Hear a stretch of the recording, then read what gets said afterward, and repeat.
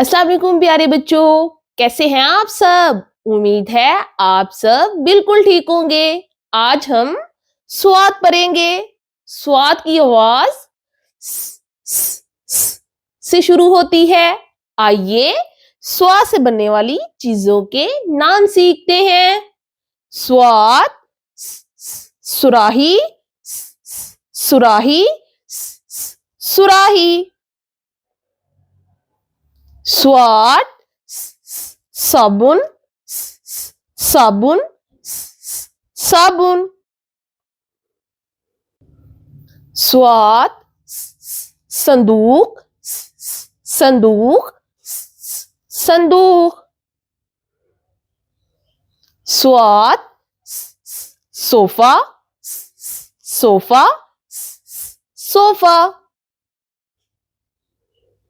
तो प्यारे बच्चों, क्या आपने गौर किया?